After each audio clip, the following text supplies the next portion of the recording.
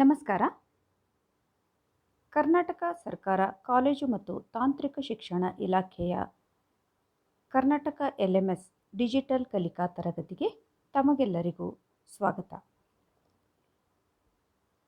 International institutions and foreign policies programme BA subject political science semester 6th paper 6.2 international institutions and foreign policies session 1 topic Introduction to International Institutions and Foreign Policies created by Dr. Uma Devi.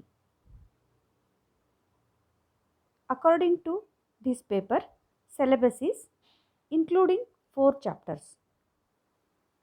First one, International Organization, Evolution and Growth of International Organizations, United Nations, Background, Purposes, Achievements, Shortcomings, UN and Environmental and Developmental Issues, Reforms and Restructuring of the United Nations, Millennium Developments. Second chapter, Major Issues, New International Economic Order, North-South and South-South Dialogues, Major Issues pertaining to the working of WTO, European Union, ASEAN and SAARC. Chapter 3rd, Foreign Politics of Major Powers, United States, Russia and China. Chapter 4, Foreign Policy of India, Evolution and Principles, India and South Asia, Southeast and West Asia, India and the United Nations, India and the Non-Aligned Movement. ಈ ಅಂತಾರಾಷ್ಟ್ರೀಯ ಸಂಸ್ಥೆಗಳು ಮತ್ತು ವಿದೇಶಾಂಗ ನೀತಿಗಳು ಪತ್ರಿಕೆಯ ಪಠ್ಯಕ್ರಮದನುಸಾರ 4 ಅಧ್ಯಾಯಗಳನ್ನು ನಾವು ಇಲ್ಲಿ ಕಾಣ್ತೀವಿ.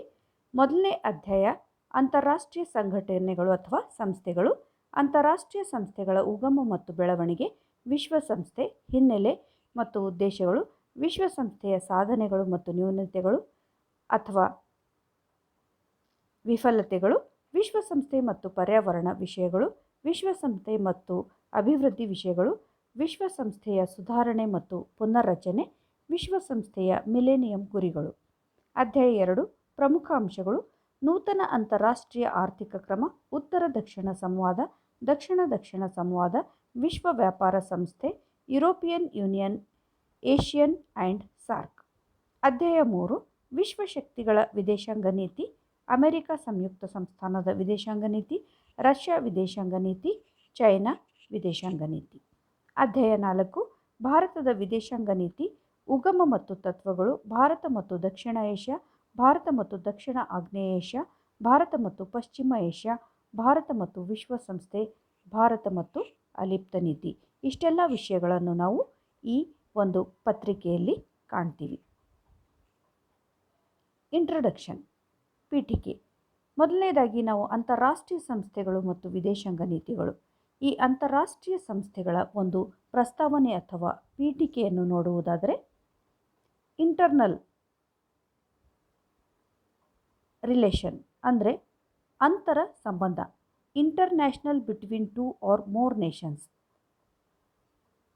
ಒಂದು ರಾಷ್ಟ್ರಕ್ಕಿಂತ 2 ಅಥವಾ 2ಕ್ಕಿಂತ ಹೆಚ್ಚು ರಾಷ್ಟ್ರಗಳೊಡನೆ ಸಂಬಂಧ ಹೊಂದುವುದು ಇಂಟರ್ನ್ಯಾಷನಲ್ ಅಂತಾರಾಷ್ಟ್ರೀಯ ಸಂಬಂಧ ಅಂತ ತೋರಿಸ್ಕೊಡುತ್ತೆ.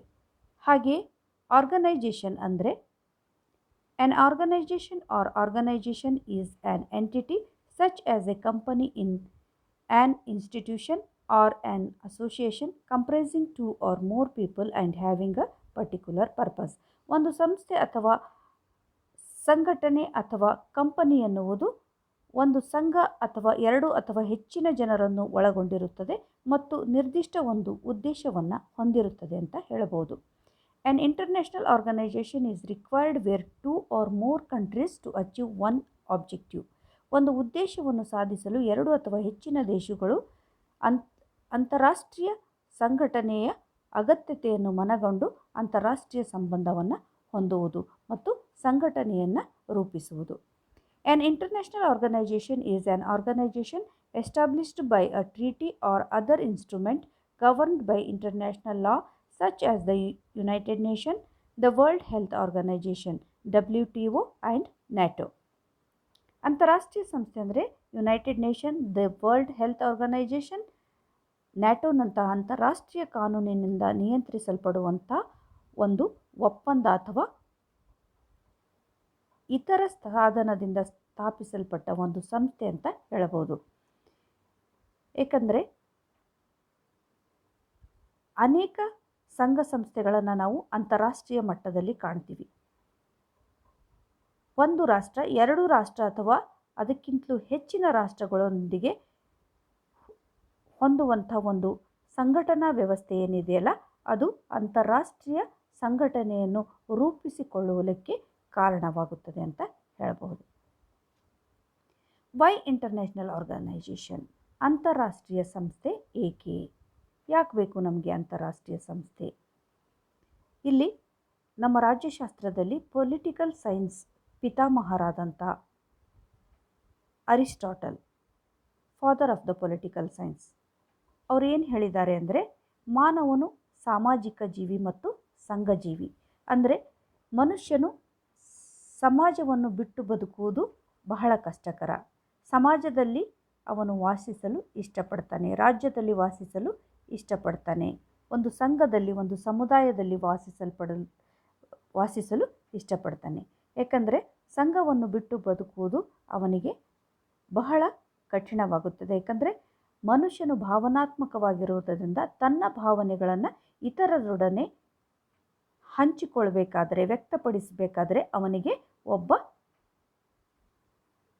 ಇನ್ನೊಬ್ಬನ ಅವಶ್ಯಕತೆ ಇದ್ದೇ ಇದೆ. ಹೀಗಾಗಿ ರಾಷ್ಟ್ರಗಳಿಗೂ ಕೂಡ ಇನ್ನೊಂದು ರಾಷ್ಟ್ರಗಳ ಅವಶ್ಯಕತೆ ಇದೆ. ಯಾವುದೇ ರೂಪದಲ್ಲಿ ಆಗಿರ್ಬೋದು, ಅದು ಸಾಮಾಜಿಕ, ಆರ್ಥಿಕ, ರಾಜಕೀಯ, ಧಾರ್ಮಿಕ, ಯಾವುದೇ ರೂಪದಲ್ಲೂ ಕೂಡ ಒಂದು ರಾಷ್ಟ್ರ ಇನ್ನೊಂದು ರಾಷ್ಟ್ರದ ಮೇಲೆ ಅವಲಂಬಿಸಿದೆ ಮತ್ತು ಅದು ಸ್ನೇಹವನ್ನು ಬಯಸುತ್ತೆ ಅಂತ ಹೇಳಬಹುದು. ಯಾಕಂದರೆ ಎಲ್ಲ ರಾಷ್ಟ್ರಗಳು ಒಂದೇ ರೀತಿಯಾಗಿ ಇಲ್ಲ.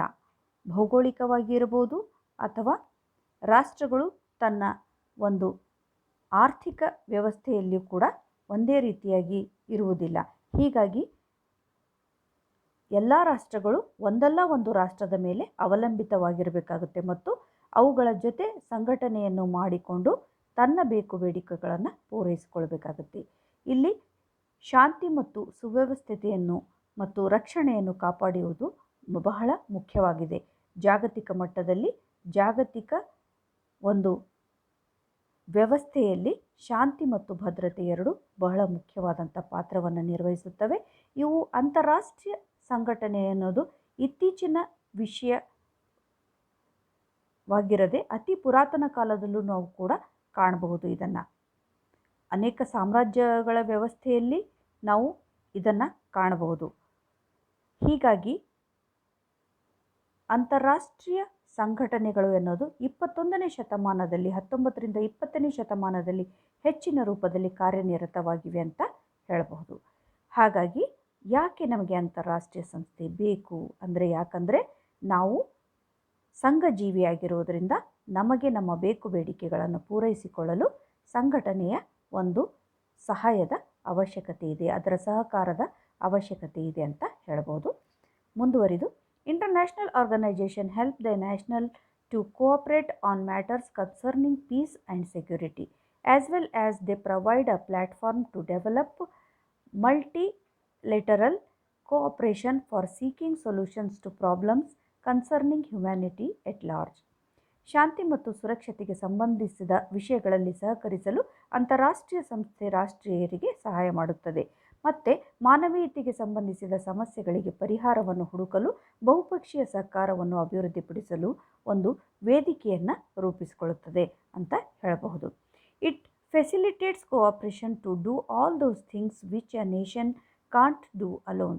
For example, combating terrorism, fighting deadly diseases or containing environmental pollution. ಅಂದರೆ ರಾಷ್ಟ್ರವು ಏಕಾಂಗಿಯಾಗಿ ಮಾಡಲು ಸಾಧ್ಯವಾಗದ ಎಲ್ಲ ಕೆಲಸಗಳನ್ನು ಮಾಡಲು ಸಹಕಾರವನ್ನು ಇದು ಸುಗಮಗೊಳಿಸುತ್ತದೆ. ಉದಾಹರಣೆಗೆ ನಾವು ನೋಡುವುದಾದರೆ, ಒಂದು ಗಂಭೀರವಾದಂಥ ಭಯೋತ್ಪಾದನೆಯನ್ನು ಎದುರಿಸಲು, ಮಾರಕ ರೋಗಗಳ ವಿರುದ್ಧ ಹೋರಾಡಲು ಅಥವಾ ಪರಿಸರ ಮಾಲಿನ್ಯವನ್ನು ಹೋಗಲಾಡಿಸಲು ಇವೆಲ್ಲ ವಿಚಾರಗಳನ್ನು ಇದು ಒಳಗೊಂಡಿರುತ್ತದೆ ಮತ್ತು ಪ್ರಯತ್ನ ಪಡುತ್ತದೆ ಅವುಗಳನ್ನು ಹೋಗಲಾಡಿಸಲು ಅಂತ ಹೇಳ್ಬೋದು. which discussing the functioning of various international organizations, it must be kept in mind that it is not a super state with authority over its members. It comes into being when the state creates. It is not above states.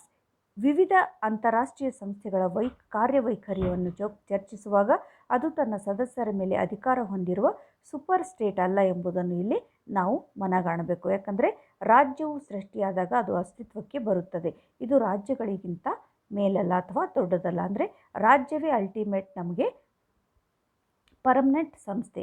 ಈ ರಾಜ್ಯದ ಅಡಿಯಲ್ಲಿ ಏನಾಗಿದೆ, ಸಂಘ ಸಂಸ್ಥೆಗಳನ್ನು ರೂಪಿಸಿಕೊಳ್ಳಲು ಅವಕಾಶ ಇದೆ. ನಮಗೆ ರಾಜ್ಯ ಎಂಬುದು ಏನಾಗಿದೆ, ಮೊದಲನೆಯ ಸಂಸ್ಥೆಯಾಗಿದೆ. ರಾಜ್ಯವನ್ನು ನಾವು ಕಡೆಗಾಣಿಸುವಂತಿಲ್ಲ. ನಾವೇ ಸೂಪರ್ ಸ್ಟೇಟ್ ಆಗಿದ್ದೀವಿ ಅಂತ ಅಂದ್ಕೊಳ್ಳೋದಿಲ್ಲ. ಏಕೆಂದರೆ ಗಾರ್ನರ್ ಅವರ ಪ್ರಕಾರ ರಾಜ್ಯಶಾಸ್ತ್ರವು ರಾಜ್ಯದಲ್ಲಿ ಹುಟ್ಟಿ ರಾಜ್ಯದಲ್ಲಿ ಕೊನೆಗೊಳ್ಳುತ್ತದೆ. ಅಂದರೆ ರಾಜ್ಯ ಇಲ್ಲಿ ಎಲ್ಲರಿಗೂ ಬಹಳ ಮಹತ್ವವನ್ನು ಕೊಡುತ್ತದೆ. ರಾಜ್ಯದಲ್ಲಿ ನಾವು ವಾಸಿಸಬೇಕಾದ್ರೆ ರಾಜ್ಯದ ಕಾನೂನೇ ಅಂತಿಮ ಕಾನೂನು. ಹೀಗಾಗಿ ಅದರಿಂದ ರಾಜ್ಯದಿಂದ ಅಥವಾ ರಾಜ್ಯದ ಕಾನೂನಿಂದ ಅಂತಾರಾಷ್ಟ್ರೀಯ ಸಂಘ ಸಂಸ್ಥೆಗಳು ಕೂಡ ಹೊರತಲ್ಲ. ಅವುಗಳ ಅಡಿಯಲ್ಲೇ ಅವು ತನ್ನ ಕಾರ್ಯವನ್ನು ನಿರ್ವಹಿಸಬೇಕಾಗುತ್ತದೆ. ಅಂತಾರಾಷ್ಟ್ರೀಯ ಸಂಘಟನೆಗಳು, international organisation. There are so many types of international organisation. In that type 1 ಅದರಲ್ಲಿ governmental organisation and non governmental organisation, ಸರ್ಕಾರಿ ಸಂಘಟನೆಗಳು ಮತ್ತು ಸರ್ಕಾರೇತರ ಸಂಘಟನೆಗಳು. ಟೈಪ್ 2 ನಲ್ಲಿ global organisation and regional organisation, ಜಾಗತಿಕ ಸಂಘಟನೆಗಳು ಮತ್ತು ಪ್ರಾದೇಶಿಕ ಸಂಘಟನೆಗಳು ಅಂತ. ಟೈಪ್ 3 ವಿಧಗಳು 3ರಲ್ಲಿ general purpose organisation and specific purpose organisation, ಸಾಮಾನ್ಯ ಉದ್ದೇಶದ ಸಂಘಟನೆಗಳು ಮತ್ತು ನಿರ್ದಿಷ್ಟ ಉದ್ದೇಶದ ಸಂಘಟನೆಗಳು. ಈ ರೀತಿಯಾಗಿ ಕ್ಲಾಸಿಫೈಡ್ ಆಗಿವೆ. ಟೈಪ್ 1 ಈ ಮೊದಲನೇ ವಿಧಗಳಲ್ಲಿ ನಾವು ನೋಡುವುದಾದರೆ ಗೌರ್ಮೆಂಟಲ್ ಆರ್ಗನೈಜೇಷನ್, ಸರ್ಕಾರಿ ಸಂಘಟನೆಗಳು. ಇಲ್ಲಿ ಒಂದು ಸಂಘಟನೆಯಲ್ಲಿ ಸರ್ಕಾರವೇ ನೇರ ಭಾಗಿದಾರಿಯಾಗಿರುವುದು, ಸರ್ಕಾರವೇ ಜವಾಬ್ದಾರಿತವಾಗಿದ್ದು ಸರ್ಕಾರದ ಸದಸ್ಯರು ಭಾಗಿಯಾಗುತ್ತಿದ್ದರೆ ಅಂದರೆ ಪಾಲ್ಗೊಳ್ಳುತ್ತಿದ್ದರೆ ಅದನ್ನು ಸರ್ಕಾರಿ ಸಂಘಟನೆಗಳು ಅಂತ ಕರೆಯುತ್ತಾರೆ. ಉದಾಹರಣೆಗೆ ನಾವು ತಗೋಬೇಕಾದ್ರೆ ವಿಶ್ವಸಂಸ್ಥೆ, ಯುನಿಸೆಫ್, ಯುನೆಸ್ಕೋ, FAO, WTO ಅಂತ ಹೇಳ್ಬೋದು. ಅದೇ ಥರ ಎರಡನೇದಾಗಿ ನಾನ್ ಗೌರ್ಮೆಂಟಲ್ ಆರ್ಗನೈಜೇಷನ್, ಸರ್ಕಾರೇತರ ಸಂಘಟನೆಗಳು. ಅಂದರೆ ಇದರಲ್ಲಿ ಸರ್ಕಾರವು ನೇರ ಭಾಗಿದಾರವಲ್ಲ. ಅಂದರೆ ಸರ್ಕಾರ ನೇರವಾಗಿ ಪಾಲ್ಗೊಳ್ಳುವುದಿಲ್ಲ, ಸರ್ಕಾರ ಇದನ್ನು ಸಂಘಟನೆ ಮಾಡಿರುವುದಿಲ್ಲ. ಯಾವುದೇ ಒಂದು NGOಗಳು ಇದನ್ನು ನಿರ್ಮಾಣ ಮಾಡಿ ನಿರ್ವಹಿಸಿಕೊಂಡು ಹೋಗುತ್ತಿರುತ್ತವೆ. ಆದರೆ ಇವುಗಳ ಪ್ರಭಾವ ಇಡೀ ಜಗತ್ತಿಗೆ ಬೀರುತ್ತಿರುತ್ತದೆ. ನೀವು ಸಾಮಾನ್ಯವಾಗಿ ನೋಡಬೇಕಾದ್ರೆ ಅನೇಕ NGOಗಳು ಈ ನಿಟ್ಟಿನಲ್ಲಿ ಅಂತಾರಾಷ್ಟ್ರೀಯ ಮಟ್ಟದಲ್ಲಿ ಕಾರ್ಯವನ್ನು ನಿರ್ವಹಿಸುತ್ತಿರುವುದು ನಾವು ಕಾಣ್ತಾ ಇರ್ತೀವಿ. ಇವು ಜಾಗತಿಕ ಮಟ್ಟದಲ್ಲಿ ತನ್ನದೇ ಆದಂಥ ಪ್ರಭಾವ ಬೀರಿದರೂ ಕೂಡ ಇವು ಒಂದು ಸರ್ಕಾರಕ್ಕೆ ನೇರವಾಗಿ ಸರ್ಕಾರ ಇವುಗಳಲ್ಲಿ ಭಾಗಿಯಾಗಿರುವುದಿಲ್ಲ. ಅಂದರೆ ಅವು ಸಂಘಟನೆ ಮಾಡಿರುವುದಿಲ್ಲ. ಇವು ತನ್ನದೇ ಆದಂಥ ಒಂದು ಸಮೂಹಗಳನ್ನು ಕಟ್ಟಿಕೊಂಡು ಅವುಗಳು ಜಾಗತಿಕ ಮಟ್ಟದಲ್ಲಿ ಬರುವಂಥ ಸಮಸ್ಯೆಗಳನ್ನು ನಿರ್ವಹಿಸುವಲ್ಲಿ ತನ್ನದೇ ಆದಂಥ ಪಾತ್ರವನ್ನು ನಿರ್ವಹಿಸ್ತಾ ಇರ್ತವೆ ಅಂತ ಹೇಳಬಹುದು. ಎರಡನೇ ವಿಧಿಗಳಲ್ಲಿ ನಾವು ನೋಡಬೇಕಾದ್ರೆ ಜಾಗತಿಕ ಸಂಘಟನೆಗಳು ಅಂದರೆ ಗ್ಲೋಬಲ್ ಆರ್ಗನೈಜೇಷನ್, ಒಂದು ಸಂಘಟನೆ ಇಡೀ ಜಗತ್ತಿನಾದ್ಯಂತ ವ್ಯಾಪಿಸಿರುವುದು. ಉದಾಹರಣೆಗೆ ವಿಶ್ವಸಂಸ್ಥೆ, ಇದು ಜಗತ್ತಿನಾದ್ಯಂತ ಹೆಚ್ಚಿನ ರೂಪದಲ್ಲಿ ವ್ಯಾಪಿಸಿರುವ ಒಂದು ಬೃಹತ್ ಗಾತ್ರದ ಸಂಸ್ಥೆಯಾಗಿ ನಮ್ಮ ಮುಂದೆ ನಿಂತಿದೆ ಅಂತ ನಾವು ಹೇಳಬಹುದು. ರೀಜನಲ್ ಆರ್ಗನೈಜೇಷನ್, ಪ್ರಾದೇಶಿಕ ಸಂಘಟನೆಗಳು ಅಂದರೆ ಒಂದು ಸಂಘಟನೆ ಒಂದು ಪ್ರದೇಶಕ್ಕೆ ವ್ಯಾಪಿಸಿರುವುದು. ಅಂದರೆ ಒಂದು ಪ್ರದೇಶಕ್ಕೆ ಮಾತ್ರ ಆ ಸಂಘಟನೆ ವ್ಯಾಪಿಸಿರುತ್ತದೆ. ಅದನ್ನು ನಾವು ಪ್ರಾದೇಶಿಕ ಸಂಘಟನೆ ಅಂತ ಕರಿತೀವಿ. ಉದಾಹರಣೆ ನಾವು ಕೊಡಬೇಕಾದ್ರೆ ಸಾರ್ಕ್ ಮತ್ತು ಏಷಿಯನ್. ಮೂರನೇ ವಿಧಿಗಳಲ್ಲಿ ನಾವು ನೋಡುವುದಾದರೆ ಜನರಲ್ ಪರ್ಪಸ್ ಆರ್ಗನೈಜೇಷನ್, ಸಾಮಾನ್ಯ ಉದ್ದೇಶದ ಸಂಘಟನೆಗಳು. ಅಂದರೆ ಒಟ್ಟಾರೆ ಒಂದು ಉದ್ದೇಶವನ್ನು ಇಟ್ಟುಕೊಂಡು ಸಂಘಟನೆ ಕಟ್ಟಿಕೊಳ್ಳುವುದು. ಯಾವುದೇ ಪ್ರಾಬ್ಲಮ್ ಬರಲಿ, ಆರ್ಥಿಕವಾಗಿ, ಸಾಮಾಜಿಕವಾಗಿ, ರಾಜಕೀಯವಾಗಿ, ಧಾರ್ಮಿಕವಾಗಿ ಒಂದು ಉದ್ದೇಶವನ್ನು ಇಟ್ಟುಕೊಂಡು, ಯಾವುದೇ ರಂಗದ ಅಥವಾ ಯಾವುದೇ ಕ್ಷೇತ್ರದ ಒಂದು ಉದ್ದೇಶವನ್ನು ಇಟ್ಟುಕೊಂಡು ಅಥವಾ ಯಾವುದೇ ಸಮಸ್ಯೆಯ ಒಂದು ಉದ್ದೇಶವನ್ನು ಇಟ್ಟುಕೊಂಡು ಅದನ್ನು ನಿರ್ವಹಿಸುವಲ್ಲಿ ತನ್ನ ಪಾತ್ರ ವಹಿಸಲು ಕಟ್ಟಿಕೊಂಡಿರುವಂಥ ಒಂದು ಸಾಮಾನ್ಯ ಉದ್ದೇಶದ ಸಂಘಟನೆ ಇದಾಗಿರುತ್ತದೆ. ಮತ್ತು ಸ್ಪೆಸಿಫಿಕ್ ಪರ್ಪಸ್ ಆರ್ಗನೈಜೇಷನ್, ನಿರ್ದಿಷ್ಟ ಉದ್ದೇಶದ ಸಂಘಟನೆಗಳು. ಉದಾಹರಣೆಗಾಗಿ ಒಂದು ಉದ್ದೇಶವನ್ನು ನಿರ್ದಿಷ್ಟ ರೂಪದಲ್ಲಿ ಅದು ಹೊಂದಿರುತ್ತದೆ. ನಿರ್ದಿಷ್ಟವಾಗಿ ಉದ್ದೇಶವನ್ನು ಇಟ್ಟುಕೊಂಡು ಆ ಸಂಸ್ಥೆಯನ್ನು ಅದು ಕಟ್ಟಿಕೊಂಡಿರುತ್ತದೆ. ಉದಾಹರಣೆಗೆ ಹೇಳಬಹುದಾದರೆ ನಾವು ಸೈನಿಕ, ರಾಜಕೀಯ, ಆರ್ಥಿಕ ಇತ್ಯಾದಿ ಒಂದು ಉದ್ದೇಶವನ್ನು ಇಟ್ಟುಕೊಂಡು ಆ ಸಂಘಟನೆಯನ್ನು ಕಟ್ಟುವುದು. ಫಾರಿನ್ ಪಾಲಿಸಿ, ವಿದೇಶಾಂಗ ನೀತಿ. ಇದರ ಒಂದು ನಾವು ಪ್ರಸ್ತಾವನೆ ಅಥವಾ ಪೀಠಿಕೆಯನ್ನು ನಾವು ನೋಡುವುದಾದರೆ, a policy regulating a particular country's relation with other states and people in the international arena. A country's foreign policy reflects the character of the dominant class relations in the country. ಅಂತಾರಾಷ್ಟ್ರೀಯ ರಾಜ್ಯದಲ್ಲಿನ ಇತರ ರಾಜ್ಯಗಳು ಮತ್ತು ಜನರೊಂದಿಗೆ ನಿರ್ದಿಷ್ಟ ದೇಶದ ಸಂಬಂಧವನ್ನು ನಿಯಂತ್ರಿಸುವ ನೀತಿ. ದೇಶದ ವಿದೇಶಾಂಗ ನೀತಿಯು ದೇಶದ ಪ್ರಬಲ ವರ್ಗ ಸಂಬಂಧಗಳ ಸ್ವರೂಪವನ್ನು ಪ್ರತಿಬಿಂಬಿಸುತ್ತದೆ. ಅಂದರೆ ಅಂತಾರಾಷ್ಟ್ರೀಯ ಸಂಬಂಧಗಳಲ್ಲಿ ಅಂತಾರಾಷ್ಟ್ರೀಯ ವಿದೇಶಾಂಗ ನೀತಿಯು ಬಹಳ ಮಹತ್ವದ ಪಾತ್ರವನ್ನು ಹೊಂದುತ್ತದೆ ಮತ್ತು ಇದು ರಾಜ್ಯಗಳೊಡನೆ ಬೇರೆ ರಾಜ್ಯಗಳೊಡನೆ ಅಥವಾ ಬೇರೆ ರಾಜ್ಯದ ಜನರೊಂದಿಗೆ ಸಂಬಂಧವನ್ನು ಹೊಂದಿ ಅದು ತನ್ನ ದೇಶದ ನೀತಿಗಳನ್ನು ಚರ್ಚಿಸಲು ಒಂದು ಸ್ವರೂಪವನ್ನು ಪಡೆಯಲು ಅದಕ್ಕೆ ನಿರ್ದಿಷ್ಟವಾದಂಥ ಒಂದು ಫಾರಿನ್ ಪಾಲಿಸಿ, ವಿದೇಶಾಂಗ ನೀತಿಯನ್ನು ರೂಪಿಸುತ್ತದೆ. The foreign policy of the state is the part of its national policy which is related to the external environment. Foreign policies realistically considered must rest upon a priori conception of national interest. They have as their rational the achievement of certain defined or generalized objectives in world affairs. The foreign policy of a nation is essentially concerned with two factors: national objectives to be achieved and the means of achieving them. ಅಂದರೆ ರಾಜ್ಯದ ವಿದೇಶಾಂಗ ನೀತಿಯು ಅದರ ರಾಷ್ಟ್ರೀಯ ನೀತಿಯ ಭಾಗವಾಗಿದ್ದು ಅದು ಬಾಹ್ಯ ಪರಿಸರಕ್ಕೆ ಸಂಬಂಧಪಟ್ಟಿದೆ. ವಾಸ್ತವಿಕವಾಗಿ ಪರಿಗಣಿಸಲ್ಪಟ್ಟ ವಿದೇಶಿ ನೀತಿಗಳು ರಾಷ್ಟ್ರೀಯ ಹಿತಾಸಕ್ತಿಯ ಪ್ರಾಥಮಿಕ ಪರಿಕಲ್ಪನೆಯ ಮೇಲೆ ನಿಂತಿರ್ತವೆ. ವಿಶ್ವ ವ್ಯವಹಾರಗಳಲ್ಲಿ ಕೆಲವು ವ್ಯಾಖ್ಯಾನಿಸಲಾದ ಅಥವಾ ಸಾಮಾನ್ಯಕರಿಸಿದ ಉದ್ದೇಶಗಳ ಸಾಧನೆಯನ್ನು ಅವು ಏನು ಮಾಡ್ತವೆ, ತಮ್ಮ ತರ್ಕಬದ್ಧವಾಗಿ ಹೊಂದಿರ್ತವೆ. ರಾಷ್ಟ್ರದ ವಿದೇಶಾಂಗ ನೀತಿಯು ಮೂಲಭೂತವಾಗಿ ಎರಡು ಅಂಶಗಳಿಗೆ ಸಂಬಂಧಿಸಿದೆ: ಸಾಧಿಸಬೇಕಾದ ರಾಷ್ಟ್ರೀಯ ಉದ್ದೇಶಗಳು ಮತ್ತು ಅವುಗಳನ್ನು ಸಾಧಿಸುವ ವಿಧಾನಗಳು. ಅಂದರೆ ತನ್ನ ಹಿತಾಸಕ್ತಿಯನ್ನು, ಬೇಡಿಕೆಯನ್ನು ಕೈಗೊಳ್ಳಲು ಒಂದು ನೀತಿಯನ್ನು ರೂಪಿಸಿ ಅದು ವಿದೇಶಾಂಗ ನೀತಿಯನ್ನು ಹೊಂದಿರುತ್ತದೆ ಅಂತ ಹೇಳ್ಬೋದು. International organization can impart states' foreign policies through hard and soft laws, mechanisms of diffusion, social learning and framing, as well as compliance instruments. For example, sanctions, naming and shaming. ಅಂತಾರಾಷ್ಟ್ರೀಯ ಸಂಸ್ಥೆಗಳು ರಾಜ್ಯಗಳಿಗೆ ಕಠಿಣ ಮತ್ತು ಮೃದುವಾದ ಕಾನೂನುಗಳು, ಪ್ರಸರಣದ ಕಾರ್ಯವಿಧಾನಗಳು, ಸಾಮಾಜಿಕ ಕಲಿಕೆ ಮತ್ತು ಚೌಕಟ್ಟಿನ ಜೊತೆಗೆ ಅನುಸರಣೆ ಸಾಧನಗಳ ಮೂಲಕ ವಿದೇಶಿ ನೀತಿಗಳನ್ನು ನೀಡಬಹುದು.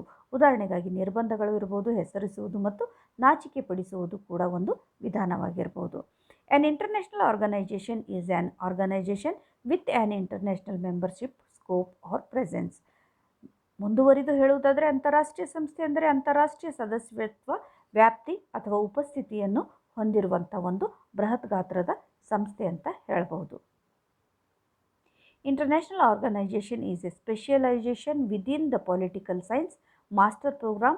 It covers various aspects of global governance from multiple social and political perspectives. ಅಂತಾರಾಷ್ಟ್ರೀಯ ಸಂಸ್ಥೆ ರಾಜಕೀಯ ವಿಜ್ಞಾನ ಮಾಸ್ಟರ್ ಆಗಿ ಕಾರ್ಯಕ್ರಮದೊಳಗಿನ ವಿಶೇಷತೆಯಾಗಿದೆ. ಇದು ಬಹು ಸಾಮಾಜಿಕ ಮತ್ತು ರಾಜಕೀಯ ವಿಜ್ಞಾನ ದೃಷ್ಟಿಕೋನಗಳಿಂದ ಜಾಗತಿಕ ಆಡಳಿತ ವಿವಿಧ ಅಂಶಗಳನ್ನು ಒಳಗೊಂಡಿದೆ ಅಂತ ಹೇಳ್ಬೋದು. Its aim is humanity for peace and progress. ಇದರ ಮುಖ್ಯ ಗುರಿ ಮತ್ತು ಉದ್ದೇಶ ಏನಾಗಿದೆ ಅಂದರೆ ಶಾಂತಿ ಮತ್ತು ಪ್ರಗತಿಗೆ ಮತ್ತು ಮಾನವೀಯತೆಗೆ ನಿಲ್ಲುವುದು, ಮಾನವೀಯತೆಗಾಗಿ ಹೋರಾಡುವುದು, ಮಾನವನ ಶಾಂತಿ ಮತ್ತು ಭದ್ರತೆಯನ್ನು ಮಾನವನಿಗೆ ಕಲ್ಪಿಸಿಕೊಡುವುದು. ಇದು ಅದರ ಮುಖ್ಯ ಉದ್ದೇಶವಾಗಿದೆ. International organisation helps to prevent war and maintain peace. ಯುದ್ಧವನ್ನು ವಿರೂಪಗೊಳಿಸಲು ಮತ್ತು ಶಾಂತಿಯನ್ನು ಕಾಪಾಡಿಕೊಳ್ಳಲು ಅಂತಾರಾಷ್ಟ್ರೀಯ ಸಂಸ್ಥೆ ಸಹಾಯ ಮಾಡುತ್ತದೆ.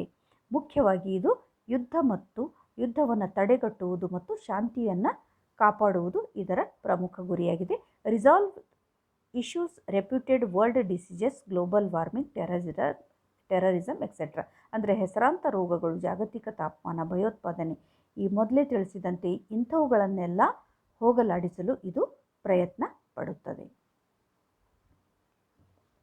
Historical background of international institutions. ಅಂತಾರಾಷ್ಟ್ರೀಯ ಸಂಘಟನೆಗಳ ಒಂದು ಐತಿಹಾಸಿಕ ಹಿನ್ನೆಲೆಯನ್ನು ನಾವು ನೋಡುವುದಾದರೆ, the sovereign state is neither dependent nor subject to any other power or state on the protection of their own interest. All states feels that it is very essential the discipline of voluntary called controlled relation with each other. This feeling is the foundation of international organization. ಅಂತಾರಾಷ್ಟ್ರೀಯ ಸಂಸ್ಥೆಗಳ ಐತಿಹಾಸಿಕ ಹಿನ್ನೆಲೆಯಲ್ಲಿ ಸಾರ್ವಭೌಮ ರಾಜ್ಯವು ತಮ್ಮ ಸ್ವಂತ ಹಿತಾಸಕ್ತಿಯ ರಕ್ಷಣೆಯ ಮೇಲೆ ಅವಲಂಬಿತವಾಗುವುದಿಲ್ಲ ಅಥವಾ ಬೇರೆ ಯಾವುದೇ ಅಧಿಕಾರ ಅಥವಾ ರಾಜ್ಯಕ್ಕೆ ಒಳಪಡುವುದಿಲ್ಲ.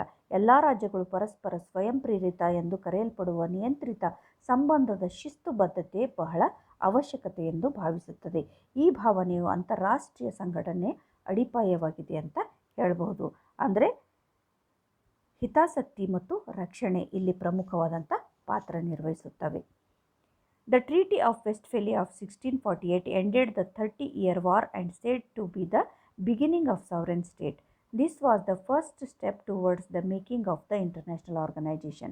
1648ರ ವೆಸ್ಟ್ಫೇಲಿಯಾ ಒಪ್ಪಂದವು 30 ವರ್ಷಗಳ ಯುದ್ಧವನ್ನು ಕೊನೆಗೊಳಿಸಿತು ಮತ್ತು ಸಾರ್ವಭೌಮ ರಾಷ್ಟ್ರದ ಪ್ರಾರಂಭ ಎಂದು ಇದನ್ನು ಹೇಳಲಾಗಿದೆ. ಇದರಿಂದ ಅಂತ ಹೇಳಲಾಗಿದೆ. ಇದು ಅಂತಾರಾಷ್ಟ್ರೀಯ ಸಂಘಟನೆಯ ತಯಾರಿಕೆಯ ಮೊದಲ ಹೆಜ್ಜೆ. ಅಂದರೆ ಅಂತಾರಾಷ್ಟ್ರೀಯ ಸಂಘಟನೆಯನ್ನು ತಯಾರಿಸಲು ಇದು ಮೊದಲ ಹೆಜ್ಜೆಯಾಗಿ ಪರಿಣಮಿಸಿದೆ. ಯಾವುದು? 1648ರ ವೆಸ್ಟ್ಫೇಲಿಯಾ ಒಪ್ಪಂದ ಅಂತ ಹೇಳ್ಬೋದು. Westphalian sovereignty. Westphalian sovereignty is the concept of nation state. Sovereignty is based on the two things. One, territoriality. Second one, the absence of a role for external agent in domestic structures. At the second decade of the 19th century, when the Congress of Vienna was held for the peace establishment and determining the shape of Europe after the defeat of Napoleon at 1815. 19ನೇ ಶತಮಾನದ ಎರಡನೇ ದಶಕದಲ್ಲಿ Vienna Congress 1815ರಲ್ಲಿ Napoleon ಸೋಲಿನ ನಂತರ ಶಾಂತಿ ಸ್ಥಾಪನೆ ಮತ್ತು ಯುರೋಪಿನ ಆಕಾರವನ್ನು ನಿರ್ಧರಿಸಲಾಯಿತು ಅಂತ ಹೇಳ್ಬೋದು. ಯಾಕಂದರೆ 1815ರಲ್ಲಿ ನೆಪೋಲಿಯನ್ ಸೋಲಿನ ನಂತರ ಈ ಒಂದು ಯುರೋಪಿನ ಒಂದು ಫಿಗರನ್ನು, ಆಕಾರನ್ನು ಇಲ್ಲಿ ನಿರ್ಧರಿಸಲಾಗುತ್ತೆ. The importance of this conference with respect to progress on international organisation was the establishment concept of Europe by the initiative of tsar Alexander of Russia. The victorious nations started the collective sittings for the solution of international programmes. The sitting was called as concept of Europe. ಅಂತಾರಾಷ್ಟ್ರೀಯ ಸಂಘಟನೆಯ ಪ್ರಗತಿಗೆ ಸಂಬಂಧಿಸಿದಂತೆ ಈ ಸಮ್ಮೇಳನದ ಮಹತ್ವವೇನೆಂದರೆ Europe ಪರಿಕಲ್ಪನೆಯ ಸ್ಥಾಪನೆಯಾಗಿತ್ತು. Napoleon ಬೋನಾಪಾರ್ಟಿಯ ಒಂದು ನಿಧನದ ನಂತರ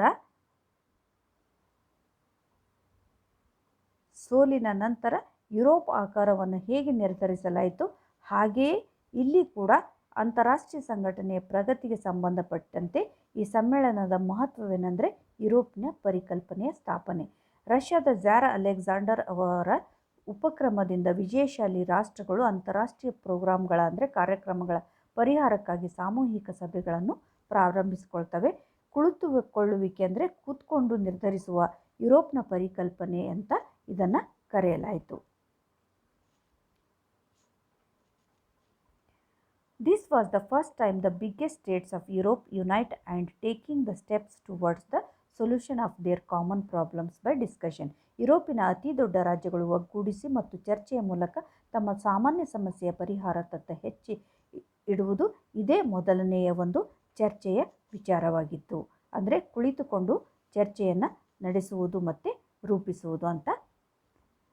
with the establishment of concert of Europe, it gives the hope in the future that an international institution will be established which make the effort for world peace cooperation and idea sharing by which all the nations will connect and give opportunity or platform to resolve the disputes. ಅಂದರೆ ಯುರೋಪಿನ concert ಸ್ಥಾಪನೆಯೊಂದಿಗೆ ಭವಿಷ್ಯದಲ್ಲಿ ಒಂದು ಅಂತಾರಾಷ್ಟ್ರೀಯ ಸ್ಥಾಪನೆಯನ್ನು ಸ್ಥಾಪಿಸಲಾಗುವುದು ಎಂಬ ಭರವಸೆಯನ್ನು ಇದು ನೀಡುತ್ತದೆ. ಇದು ವಿಶ್ವಶಾಂತಿ, ಸಹಕಾರ ಮತ್ತು ವಿಚಾರಗಳನ್ನು ಹಂಚಿಕೊಳ್ಳುವ ಪ್ರಯತ್ನವನ್ನು ಕೂಡ ಮಾಡುತ್ತದೆ. ಅದರ ಮೂಲಕ ಎಲ್ಲ ರಾಷ್ಟ್ರಗಳು ಸಂಪರ್ಕ ಸಾಧಿಸುತ್ತವೆ ಮತ್ತು ಪರಿಹರಿಸಲು ಅವಕಾಶ, ಅಂದರೆ ಒಂದು ಸಮಸ್ಯೆಯನ್ನು ಪರಿಹರಿಸಲು ಅವಕಾಶ ಅಥವಾ ವೇದಿಕೆಯನ್ನು ಕಲ್ಪಿಸಿ ಕೊಡುತ್ತದೆ. But there was not such expected progress in international peace processes. However, some conferences were held in between this period, like Paris Conference 1956 after the Crimea War, Berlin Conference of 1885 to 86 for stopping the division of Africa, etc. ಆದರೆ ಅಂತಾರಾಷ್ಟ್ರೀಯ ಶಾಂತಿ ಪ್ರಕ್ರಿಯೆಯಲ್ಲಿ ಅಂತಹ ನಿರೀಕ್ಷಿತ ಪ್ರಗತಿ ಇರಲಿಲ್ಲ. ಆದಾಗ್ಯೂ ಕ್ರೈಮಿಯಾ ಯುದ್ಧದ ನಂತರ Paris conference 1956 ಆಫ್ರಿಕಾದ ವಿಭಜನೆಯನ್ನು ನಿಲ್ಲಿಸಲು 1885-86ರ ಬರ್ಲಿನ್ ಸಮ್ಮೇಳನ ಮುಂತಾದ ಕೆಲವು ಸಮಾವೇಶಗಳು ನಡೆಯುತ್ತವೆ. ಮುಂದುವರೆದು London conference at 1912-13 after the Balkan war was the last conference before the establishment of the League of Nation, but all those conferences were instantaneous for limited period and mostly unstable. These conferences held for solving political disputes, ending war and for peace treaties. Balkan ಯುದ್ಧದ ನಂತರ 1912-13ರಲ್ಲಿ London ಸಮ್ಮೇಳನವು ರಾಷ್ಟ್ರದ league ಸ್ಥಾಪನೆಯ ಮೊದಲು ನಡೆದ ಕೊನೆಯ ಸಮ್ಮೇಳನ ಆಗಿರುತ್ತದೆ. ಆದರೆ ಈ ಎಲ್ಲ ಸಮ್ಮೇಳನಗಳು ತಕ್ಷಣದ ಸೀಮಿತ ಅವಧಿಗೆ ಮತ್ತು ಹೆಚ್ಚಾಗಿ ಅಸ್ಥಿರವಾಗಿರುತ್ತವೆ. ರಾಜಕೀಯ ಸಮ್ಮೇಳನಗಳನ್ನು ಪರಿಹರಿಸಲು, ಯುದ್ಧವನ್ನು ಕೊನೆಗಾಣಿಸಲು ಮತ್ತು ಶಾಂತಿ ಒಪ್ಪಂದಗಳಿಗಾಗಿ ಈ ಸಮಾವೇಶಗಳು ನಡೀತಿರ್ತವೆ, ಅಂದರೆ ನಡೆದವು ಅಂತ ಹೇಳ್ಬೋದು. Jeremy Bentham, Hugo Grotius, Immanuel Kant are some scholars who make very important and very effective role of making, writing and understanding the utility of international organisation. Jeremy Bentham, Hugo Grotius, Immanuel Kant ಅವರು ಕೆಲವು ವಿದ್ವಾಂಸರು ಅವರು ಅಂತಾರಾಷ್ಟ್ರೀಯ ಸಂಘಟನೆಯ ಉಪಯುಕ್ತತೆಯನ್ನು ತಯಾರಿಸುವ, ಬರೆಯುವ ಮತ್ತು ಅರ್ಥ ಮಾಡಿಕೊಳ್ಳುವಲ್ಲಿ ಬಹಳ ಮುಖ್ಯವಾದಂಥ ಮತ್ತು ಅತ್ಯಂತ ಪರಿಣಾಮಕಾರಿಯಾದಂಥ ಪಾತ್ರವನ್ನು ವಹಿಸ್ತಾರೆ. Hugo Grotius Dutch is also considered to be the biggest contributor to the development of international law and some of his principle were accepted in all European states of that time. His theories for maritime trade are universally accepted as natural principle of justice. Hugo Grotius Dutch ಅವರನ್ನು ಅಂತಾರಾಷ್ಟ್ರೀಯ ಕಾನೂನಿನ ಅಭಿವೃದ್ಧಿಗೆ ಅತಿದೊಡ್ಡ ಕೊಡುಗೆ ಎಂದು ಪರಿಗಣಿಸಲಾಗಿದೆ ಮತ್ತು ಅವರ ಕೆಲವು ತತ್ವಗಳನ್ನು ಆ ಕಾಲದ ಎಲ್ಲ ಯುರೋಪಿಯನ್ ರಾಜ್ಯಗಳಲ್ಲಿ ಅಂಗೀಕರಿಸಲಾಯಿತು. ಅಂದರೆ ಕಡಲ ವ್ಯಾಪಾರಕ್ಕಾಗಿ ಅವರ ಸಿದ್ಧಾಂತಗಳನ್ನು ಸಾರ್ವತ್ರಿಕವಾಗಿ ನೈಸರ್ಗಿಕ ಮತ್ತು ನ್ಯಾಯದ ನೈಸರ್ಗಿಕ ತತ್ವ ಎಂದು ಸ್ವೀಕಾರ ಮಾಡಲಾಯಿತು. ಅಂದರೆ ಒಂದು ಅಂತಾರಾಷ್ಟ್ರೀಯ ಸಂಘಟನೆಯ ಪರಿಕಲ್ಪನೆಯಲ್ಲಿ ಈ ಚಿಂತಕರು ಮಾಡಿರುವಂಥ ಒಂದು ಪ್ರಯತ್ನಗಳು ಅಂತ ಹೇಳ್ಬೋದು. Jeremy Bentham uses the term international law at the first time at 1780. It is the synonym of law of nations. Its main objective is to define the rights of states, peacefully solving the dispute among states and help and cooperation among each other. Jeremy ಬೆಂಥಾಮ್ ಎನ್ನುವ ಪ್ರಖ್ಯಾತ ಬರಹಗಾರ್ತ 1780ರಲ್ಲಿ ಮೊದಲ ಬಾರಿಗೆ international ಲಾ ಎಂಬ ಪದವನ್ನು ಬಳಸ್ತಾರೆ. ಅಂದರೆ ಅಂತಾರಾಷ್ಟ್ರೀಯ ಸಂಘಟನೆಗಳು ಹುಟ್ಟಿಕೊಳ್ಳುವಂಥ ಮೊದಲು ಎಲ್ಲ ರೀತಿಯಾದಂಥ ನೀತಿ ನಿಯಮಗಳನ್ನು ಅಂತಾರಾಷ್ಟ್ರೀಯ ಕಾನೂನಿನ ಅಡಿಯಲ್ಲಿ ಕೈಗೊಂಡು ರಾಜ್ಯದಲ್ಲಿ ಜನರ ಮೇಲೆ ರಾಜ್ಯವು ಜನರನ್ನು ನಿಯಂತ್ರಿಸುತ್ತಿರುತ್ತದೆ, ಅವರ ವರ್ತನೆಯನ್ನು ನಿಯಂತ್ರಿಸುತ್ತದೆ. ಒಂದು ಕ್ರಮಬದ್ಧವಾದಂಥ ಜೀವನವನ್ನು ನಡೆಸಲು ಅಂತಾರಾಷ್ಟ್ರೀಯ ಕಾನೂನು ಹುಟ್ಟಿಕೊಳ್ಳುತ್ತದೆ. ಅದಕ್ಕೆ ಜೆರ್ಮಿ ಬೆಂಥಾನ್ ಮೊದಲನೇದಾಗಿ ಇಂಟರ್ನ್ಯಾಷನಲ್ ಲಾ ಮತ್ತು ಅಂತ ಪದ ಬಳಸ್ತಾರೆ. ಇದು ಲಾ ಆಫ್ ನೇಷನ್ನ ಸಮಾನಾರ್ಥಕ ಪದವಾಗಿದೆ. ರಾಜ್ಯದ ಹಕ್ಕುಗಳನ್ನು ವ್ಯಾಖ್ಯಾನಿಸುವುದು, ರಾಜ್ಯಗಳ ನಡುವಿನ ವಿವಾದವನ್ನು ಶಾಂತಿಯುತವಾಗಿ ಪರಿಹರಿಸುವುದು ಮತ್ತು ಪರಸ್ಪರ ಸಹಾಯ ಮತ್ತು ಸಹಕಾರ ನೀಡುವುದು ಇದರ ಮುಖ್ಯ ಉದ್ದೇಶವಾಗಿತ್ತು. Some scholars believe that international law is a very weak concept. They believe that powerful countries easily violate laws, but many states have also acknowledged its importance, which is very useful for most of the time. ಅಂತಾರಾಷ್ಟ್ರೀಯ ಕಾನೂನು ಬಹಳ ದುರ್ಬಲ ಪರಿಕಲ್ಪನೆ ಎಂದು ಕೆಲವು ವಿದ್ವಾಂಸರು ನಂಬಿರ್ತಾರೆ. ಪ್ರಬಲ ದೇಶಗಳು ಕಾನೂನುಗಳನ್ನು ಸುಲಭವಾಗಿ ಉಲ್ಲಂಘಿಸುತ್ತವೆ ಎಂದು ಅವರು ಬಲವಾಗಿ ನಂಬ್ತಾರೆ. ಆದರೆ ಅನೇಕ ರಾಷ್ಟ್ರಗಳು ಅದರ ಪ್ರಾಮುಖ್ಯತೆಯನ್ನು ಒಪ್ಪಿಕೊಂಡಿವೆ ಮತ್ತು ಇದು ಹೆಚ್ಚಿನ ಸಮಯಕ್ಕೆ ಬಹಳ ಉಪಯುಕ್ತವಾಗಿದೆ ಅಂತ ಹೇಳ್ಬೋದು. German philosopher Immanuel can't work on international law based on ethics, values and ideas. Kant believed that, like a society of people, the sovereign state is like a person. Cooperation between them is very necessary. Kant favored both natural law and social contract tradition. German ತತ್ವಜ್ಞಾನಿ Immanuel Kant ನೈತಿಕತೆ, ಮೌಲ್ಯಗಳು ಮತ್ತು ideas ಆಧರಿಸಿ ಅಂತಾರಾಷ್ಟ್ರೀಯ ಕಾನೂನಿನ ಬಗ್ಗೆ ಕೆಲಸ ಮಾಡುತ್ತಾರೆ. ಅಂದರೆ ಜನರ ಸಮಾಜದಂತೆ ಸಾರ್ವಭೌಮ ರಾಜ್ಯವು ವ್ಯಕ್ತಿಯಂತೆ ಅವರ ನಡುವೆ ಸಹಕಾರ ಬಹಳ ಅವಶ್ಯಕ ಎಂದು ಕಾಂಟ್ ನಂಬಿದ್ದರು. ಕಾಂಟ್ ನೈಸರ್ಗಿಕ ಕಾನೂನು ಮತ್ತು ಸಾಮಾಜಿಕ ಗುತ್ತಿಗೆ ಸಂಪ್ರದಾಯ ಎರಡನ್ನೂ ಕೂಡ ಬೆಂಬಲಿಸ್ತಾರೆ. ಅಂದರೆ ನೈಸರ್ಗಿಕ ಕಾನೂನಿಗೆ ಕೂಡ ಹೆಚ್ಚಿನ ಮಹತ್ವವನ್ನು ನೀಡ್ತಾರೆ ಮತ್ತು ಇಲ್ಲಿ ಮುಂದುವರೆದು ಒಂದು ಸಾಮಾಜಿಕ ಒಂದು ಸಿದ್ಧಾಂತ, ಸೋಷಿಯಲ್ ಕಾಂಟ್ರಾಕ್ಟ್ ಅಂದರೆ ಒಂದು ಸಂಪ್ರದಾಯದ ಆಧಾರದಲ್ಲಿ ಇದನ್ನು ಅವರು ಬಲವಾಗಿ ನಂಬ್ತಾರೆ ಮತ್ತು ಬೆಂಬಲಿಸ್ತಾರೆ ಅಂತ ಹೇಳಬಹುದು. Kant was the first person who proposed the establishment of world organisation for the protection of library and autonomy of individual state. European politician of that time had well understood that there is a great need for making a international organization for better relation, peace and legal process etc. between country. ವೈಯಕ್ತಿಕ ರಾಜ್ಯದ ಸ್ವಾತಂತ್ರ್ಯ ಮತ್ತು ಸ್ವಾಯತ್ತತೆಯ ರಕ್ಷಣೆಗಾಗಿ ವಿಶ್ವ ಸಂಘಟನೆಯನ್ನು ಸ್ಥಾಪಿಸಲು ಪ್ರಸ್ತಾಪಿಸಿದ ಮೊದಲ ವ್ಯಕ್ತಿ ಅಂದರೆ ಕಾಂಟ್. ದೇಶದ ನಡುವಿನ ಉತ್ತಮ ಸಂಬಂಧ, ಶಾಂತಿ ಮತ್ತು ಕಾನೂನಿನ ಪ್ರಕ್ರಿಯೆ ಇತ್ಯಾದಿಗಳಿಗಾಗಿ ಅಂತಾರಾಷ್ಟ್ರೀಯ ಸಂಘಟನೆಯನ್ನು ರಚಿಸುವ ಅವಶ್ಯಕತೆ ಇದೆ ಎಂದು ಆ ಕಾಲದ ಯುರೋಪಿಯನ್ ರಾಜಕಾರಣಿಗಳು ಚೆನ್ನಾಗಿ ಅರ್ಥ ಮಾಡಿಕೊಂಡಿದ್ದರು. ಅಂದರೆ ಒಂದು ಅಂತಾರಾಷ್ಟ್ರೀಯ ಶಾಂತಿಯನ್ನು ಸ್ಥಾಪಿಸಬೇಕಾದ್ರೆ ಅಂತಾರಾಷ್ಟ್ರೀಯ ಕಾನೂನಿನ ಅವಶ್ಯಕತೆ ಇದೆ, ಸಂಘಟನೆಯ ಅವಶ್ಯಕತೆ ಇದೆ ಅಂತ ಅವರು ಆವಾಗಲೇ ಮನಗಂಡಿದ್ದರು ಅಂತ ಹೇಳಬಹುದು. Although international organisation are not always successful for international peace, but they make their own space in various fields like technology, science, economic, environment etcetera.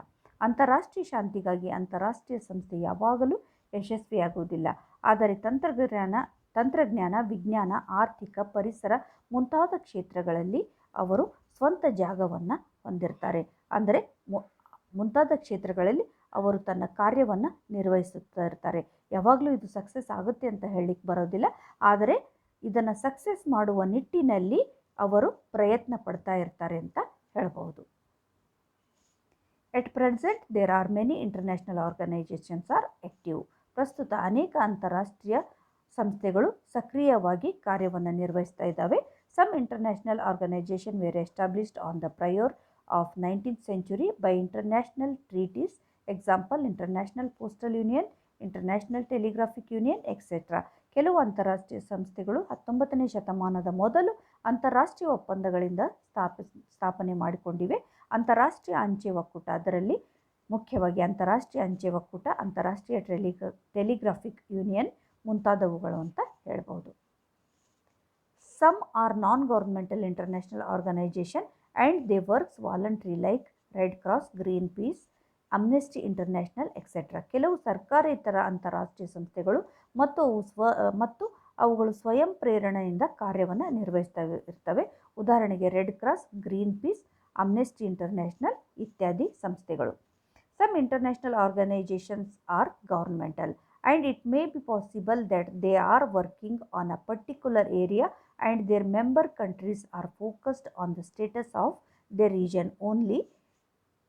Example, European union, Asian, SAARC etcetera. ಕೆಲವು ಅಂತಾರಾಷ್ಟ್ರೀಯ ಸಂಘಟನೆಗಳು ಸರ್ಕಾರಿ ಸಂಸ್ಥೆಗಳೊಂದಿಗೆ ಸೇರಿದ್ದರೂ ಅವು ಒಂದು ನಿರ್ದಿಷ್ಟ ಪ್ರದೇಶದಲ್ಲಿ ಕೆಲಸ ಮಾಡ್ತಾ ಇರ್ತವೆ. ಅದರ ಸದಸ್ಯ ರಾಷ್ಟ್ರಗಳು ತಮ್ಮ ಪ್ರದೇಶದ ರಾಜ್ಯಗಳ ಮೇಲೆ ಮಾತ್ರ ಕೇಂದ್ರೀಕರಿಸುತ್ತವೆ. ಉದಾಹರಣೆಗಳನ್ನು ನಾವು ನೀಡುವುದಾದರೆ ಯುರೋಪಿಯನ್ ಯೂನಿಯನ್, ಏಸಿಯನ್, ಸಾರ್ಕ್ ಇತ್ಯಾದಿ ಸಂಘಟನೆಗಳು. Some international organizations are subject oriented like OPEC, Organization of Petroleum Exporting Countries, Amnesty International, Work for Human Rights, etc. ಕೆಲವು ಅಂತಾರಾಷ್ಟ್ರೀಯ ಸಂಸ್ಥೆಗಳು OPEC, ಮಾನವನ ಹಕ್ಕುಗಳಿಗಾಗಿ ಅಮ್ನೆಸ್ಟಿ ಇಂಟರ್ನ್ಯಾಷನಲ್ ಮುಂತಾದ ವಿಷಯ ಆಧಾರಿತವಾಗಿ ಈ ಅಂತಾರಾಷ್ಟ್ರೀಯ ಸಂಸ್ಥೆಗಳು ಕಾರ್ಯವನ್ನು ನಿರ್ವಹಿಸ್ತಾ ಇರ್ತವೆ. An international organization like the United Nations work for the whole world and for the welfare of all. ವಿಶ್ವಸಂಸ್ಥೆಯಂತಹ ಅಂತಾರಾಷ್ಟ್ರೀಯ ಸಂಸ್ಥೆ ಇಡೀ ಜಗತ್ತಿಗೆ ಮತ್ತು ಎಲ್ಲರ ಕಲ್ಯಾಣಕ್ಕಾಗಿ ಇದು ಕಾರ್ಯವನ್ನು ನಿರ್ವಹಿಸುತ್ತಿರುತ್ತದೆ, ಕೆಲಸವನ್ನು ಮಾಡುತ್ತದೆ ಅಂತ ಹೇಳಬಹುದು. ರಿವಿಷನ್ ಆ್ಯಂಡ್ ಕನ್ಕ್ಲೂಷನ್, ಪರಿಷ್ಕರಣೆ ಮತ್ತು ಉಪಸಂಹಾರ.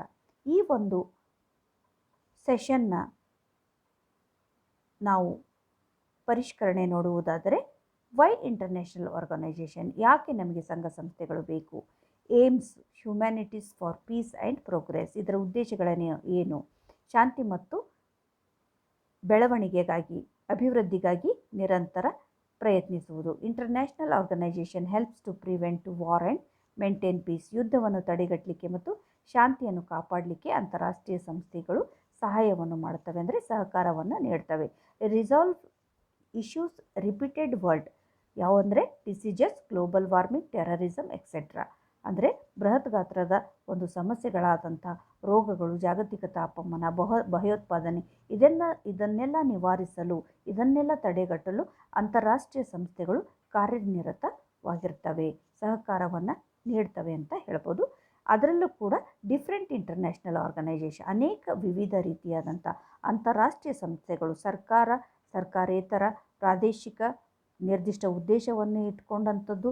ಹೀಗಾಗಿ ಇದರಲ್ಲಿ ಅನೇಕ ಸಂಘ ಸಂಸ್ಥೆಗಳು, NGOಗಳಿರ್ಬೋದು, ಕಾರ್ಯವನ್ನು ನಿರ್ವಹಿಸ್ತವೆ. ಯಾವುದಕ್ಕೋಸ್ಕರ ಅಂತಂದರೆ ವಿಶ್ವ ಶಾಂತಿಗೆ, ವಿಶ್ವ ಭದ್ರತೆಗೆ ಇವುಗಳು ಕೆಲಸ ಕಾರ್ಯಗಳನ್ನು ನಿರ್ವಹಿಸುತ್ತವೆ ಅಂತ ಹೇಳ್ಬೋದು. So this topic discuss about the introduction of international organisation and foreign policy. ಈ ಒಂದು ಅವಧಿಯು ಅಂತಾರಾಷ್ಟ್ರೀಯ ಸಂಸ್ಥೆಗಳ ಒಂದು ಪರಿಚಯವನ್ನು ಮಾಡಿಕೊಡುತ್ತದೆ. ಅಂತಾರಾಷ್ಟ್ರೀಯ ಸಂಸ್ಥೆಗಳು ಅಂದ್ರೇನು, ಅಂತಾರಾಷ್ಟ್ರೀಯ ಸಂಸ್ಥೆಗಳು ಯಾವ ರೀತಿಯಲ್ಲಿ ಜಾಗತಿಕ ಮಟ್ಟದಲ್ಲಿ ತಮ್ಮ ಕಾರ್ಯವನ್ನು ನಿರ್ವಹಿಸುತ್ತವೆ, ಇವುಗಳ ಉದ್ದೇಶ ಏನು, ಇವುಗಳ ಗುರಿ ಏನು, ಅಂದರೆ ಇವುಗಳು ಇಟ್ಟುಕೊಂಡಿರುವಂಥ ಒಂದು ಉದ್ದೇಶ, ಕೆಲಸ, ಕಾರ್ಯ, ಹೇಗೆ ಅದರ ನಿರ್ವಹಣೆ ಎನ್ನುವುದೆಲ್ಲ ಇದು ಒಳಗೊಂಡಿದೆ. ಬಹುಶಃ ಅರ್ಥ ಆಗಿದೆ ಅಂದ್ಕೊಂಡಿದ್ದೀನಿ ವಿದ್ಯಾರ್ಥಿಗಳೇ. ಧನ್ಯವಾದಗಳು. ನಮಸ್ಕಾರ.